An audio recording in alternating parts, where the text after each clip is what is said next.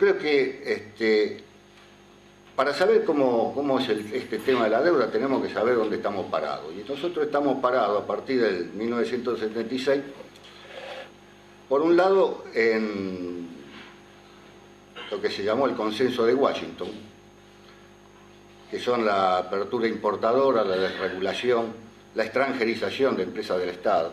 Y por el otro lado, en lo que ya estaba desde el final de la Segunda Guerra Mundial, que son los acuerdos de Bretton Woods, que son los que dieron nacimiento al Fondo Monetario Internacional, que se dedicó y se dedica a hacer políticas económicas que dan lo mismo, que sirven lo mismo, según ellos, para la Argentina que para Mongolia Exterior. Total, todos los países son iguales.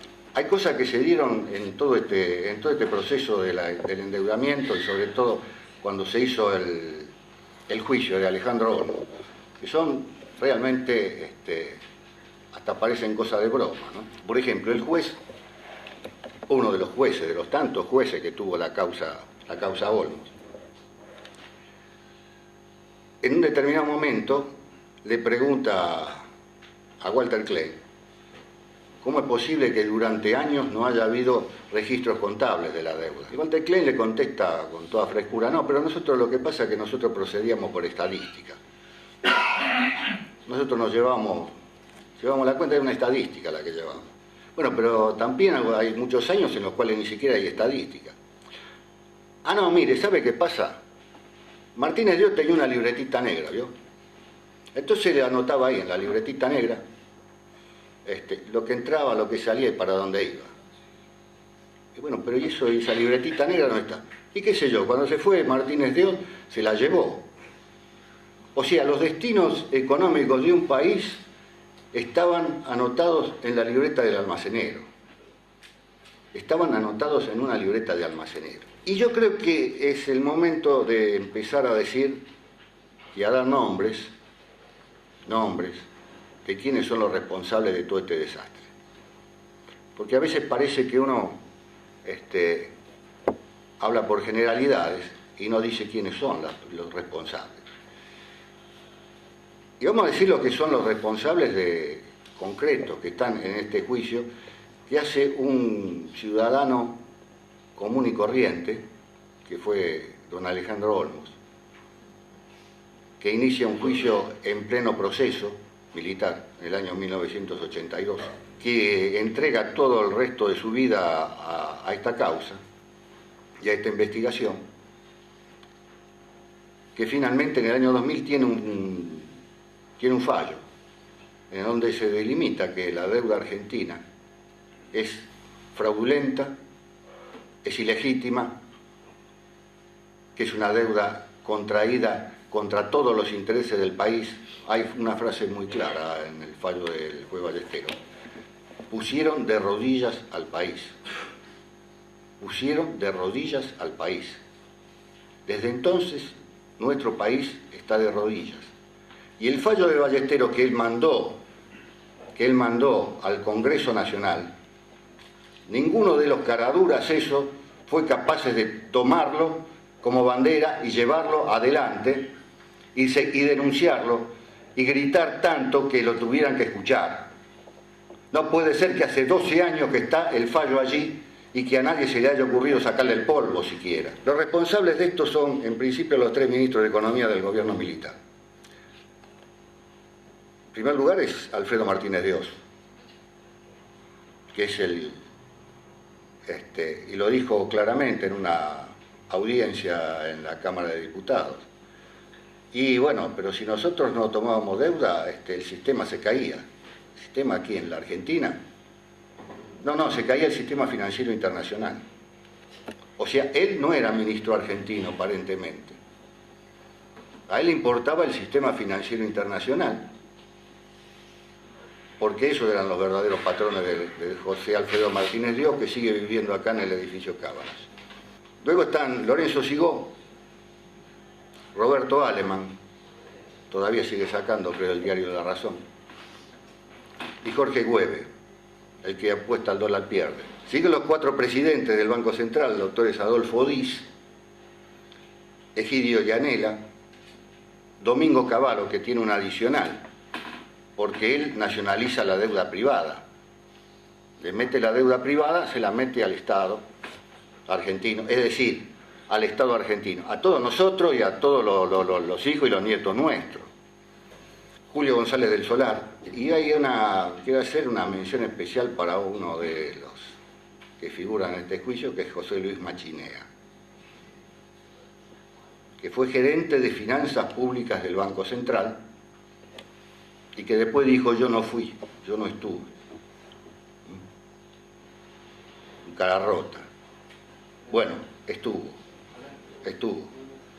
Durante el gobierno de la Rúa él dijo: yo no fui nunca, cuando lo acusaron de esto. No, yo no estuve nunca en el proceso, yo no. Sí, bueno, estuvo. Fue gerente de finanzas públicas, se puede ver en los registros del Banco Central. Y otros responsables importantes son Christian Zimmerman,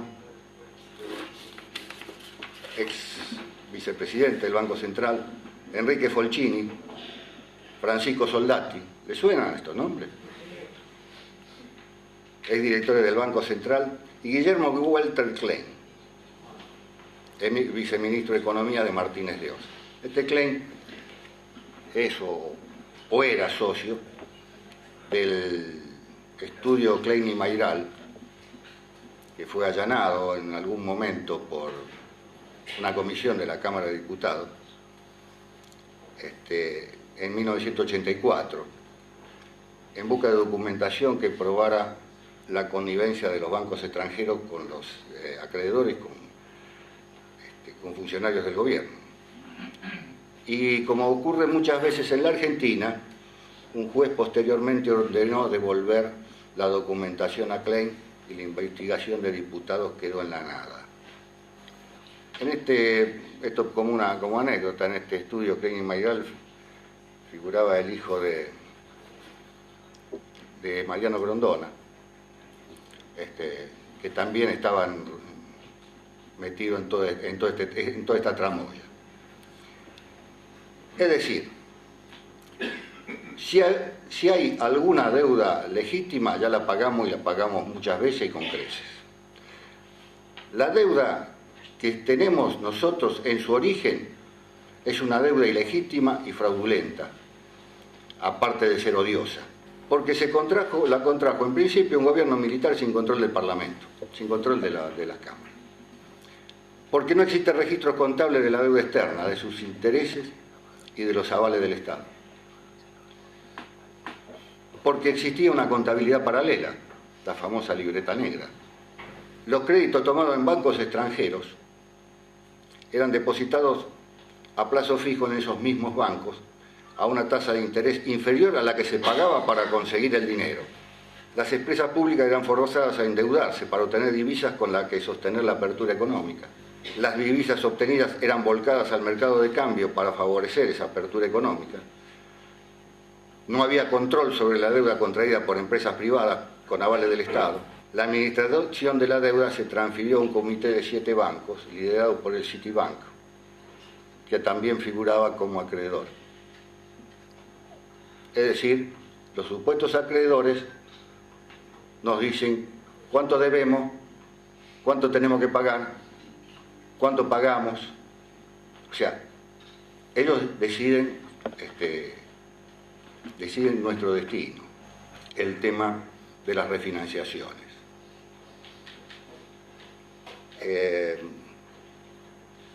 Primero que fue el plan Brady. En ese momento los bonos, 1983, los bonos argentinos de la deuda estaban a 16 centavos de dólar. 16 centavos de dólar. Pero Daniel Mars, que estuvo en todas las renegociaciones de la deuda, le reconoció a Brady a la par, los bonos a la par, es decir, le reconoció 84 centavos más por cada dólar. Y tan contento quedó Brady que se lo llevó a trabajar con él. Y más contento todavía, lo hizo casar con la hija, así quedaba todo en familia.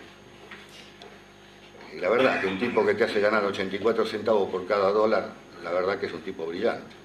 Y Daniel Mars figuró en todas las renegociaciones de la deuda que se hicieron. hasta las últimas. Él es siempre oficialista. Él es un tipo coherente, siempre es oficialista. No le importa quién está en el gobierno. Puede estar Menem, puede estar Alfonsín, puede estar De la Rúa, puede estar Duhalde, puede estar Kirchner. Él es siempre oficialista.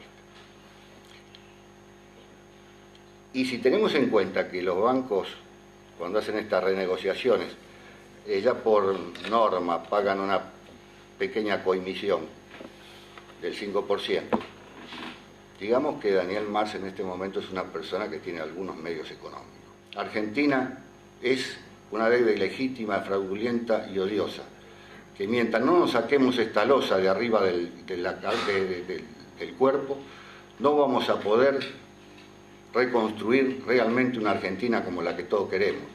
Y como estamos en la Casa de los Trabajadores, decimos una Argentina industrial, una Argentina con pleno empleo, porque alguna vez en la Argentina hubo pleno empleo, y no era el de un cartonero que va juntando cartones y botellas, no era el que cobra un plan miserable, era gente que trabajaba y cobraba un sueldo como correspondía, un sueldo que salía de paritarias como correspondían, una persona que tenía dignidad en el trabajo, dignidad en el trabajo.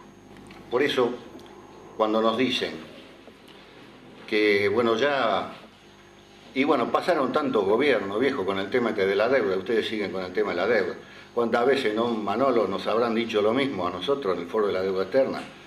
Pero ya pasaron muchos gobiernos, viejo, ¿y qué quieren ustedes? Pero ¿saben qué pasa? Que esto surge de un delito. Y lo único que se hizo fue refinanciar un delito. Y las deudas no se honran como nos quieren hacer creer. Se honra a la patria, se honra a los padres. El que es religioso honrará a Dios. Las deudas se pagan o no se pagan. Y se pagan si son legítimas y no se pagan si son ilegítimas. Porque los ilegítimos, los negociados y las estafas ni se pagan ni se negocian, porque es caer en nuevos delitos. Lo que hemos estado haciendo hasta ahora, lo que se ha estado haciendo hasta ahora, es aumentar el delito que se cometió originalmente. Y no es cuestión de que pasó mucho tiempo, porque pasó mucho tiempo desde que el gobierno militar hizo desaparecer a muchos argentinos y todavía seguimos reclamando y creo que tenemos que seguir reclamando. Bueno, con esto también, compañeros, porque entonces en esas condiciones ahora están desapareciendo argentinos, ahora se están muriendo de hambre los argentinos, ahora los chicos no...